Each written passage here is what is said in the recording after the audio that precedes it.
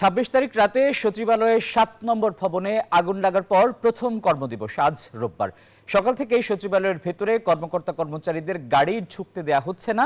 শুধুমাত্র উপদেষ্টা আর সচিবরা ভেতরে গাড়ি নিয়ে যেতে পারছেন। বাকি অতিরিক্ত সচিব, যুগ্ম সচিব থেকে শুরু করে সবাই গাড়ি গেটের বাইরে রেখে ঢুকছেন।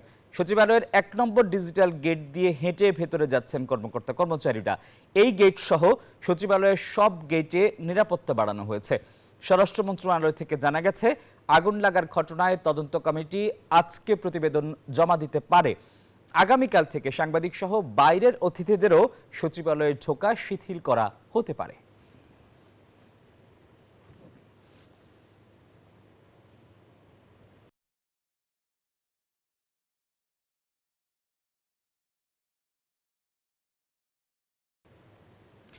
এ বিষয়ে সবশেষ তথ্য জানাতে সচিবালয় থেকে সরাসরি যুক্ত হচ্ছেন সহকর্মী শাহনাজ ইয়াসমিন।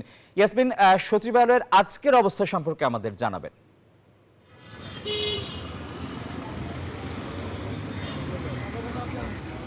হ্যাঁ, আপনাকে ধন্যবাদ জানাচ্ছি। ২৬ তারিখ রাত ২টার দিকে সচিবালয়ের ৭ নম্বর ভবনে যে আগুন লেগেছিল, তারপর দিন বৃহস্পতিবার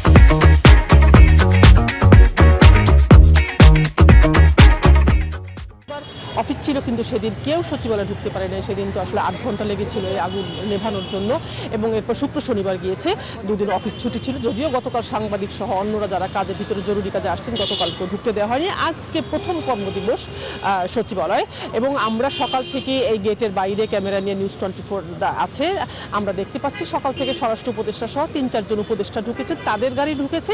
এছাড়া সচিব, শুধুমাত্র সব মন্ত্রণালয়ের সচিবদের গাড়ি ঢুকতে পারছে। বাকি অতিরিক্ত সচিব থেকে শুরু করে যুগ্ম সচিব, ডেপুটি সেক্রেটারি শুরু থেকে অ্যাসিস্ট্যান্ট সেক্রেটারি এবং নিচের কর্মকর্তা কর্মচারী যারা আছেন, তারা কেউ আসলে সচিবালয়ে গাড়ি নিয়ে ঢুকতে পারছে না। সবগুলো গাড়ি গেট বন্ধ আছে। তারা পায়ে হেঁটে, যে আমার পিছনের যে গেটটি আছে, এটি হলো সচিবালয়ের ১ নম্বর ডিজিটাল গেট বলে। এখানে আসলে যারা অতিথি আছেন বা আসেন বাইরে থেকে, সবসময় তারা এই গেট দিয়ে ঢুকেন, পাশ থাকে এখানে।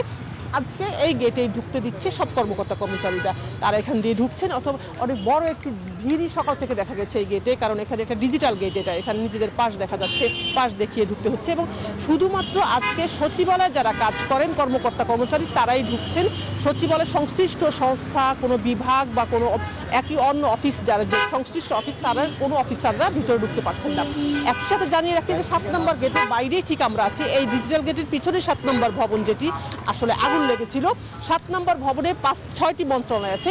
এই ভবনের যে মন্ত্রণালয়গুলো আছে, তাদের কোনো কর্মকর্তা কর্মচারীদেরকেও সচিবালয় আসলে ঢুকতে দেওয়া হচ্ছে না।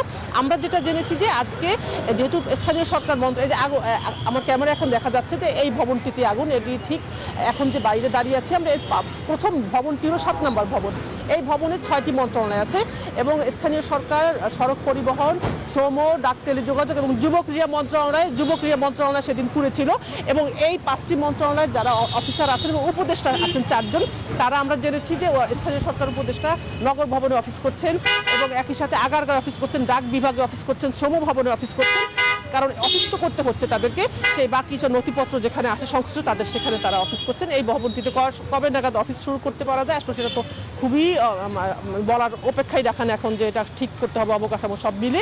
এবং একই সাথে স্বরাষ্ট্র মন্ত্রণালয়ের যে তদন্ত কমিটি আছে, তারা আজকে প্রাথমিক প্রতিবেদন জমা দেওয়ার মতো কথা শুনেছি আমরা স্বরাষ্ট্র মন্ত্রণালয় থেকে। এজন্য আজকে কড়াকড়িটা বেশি করা হচ্ছে। আগামীকাল থেকে হয়তো কিছুটা শিথিল হতে পারে সাংবাদিক সহ অন্যদের ঢোকার ব্যাপারে। আমরা অপেক্ষা করছি আসলে আজকের প্রথম প্রতিবেদনে, প্রাথমিক প্রতিবেদনে, তদন্ত প্রতিবেদনে কি জানা যায় আসলে আগুন লাগার ঘটনায়। ইয়াসমিন, আপনাকে ধন্যবাদ।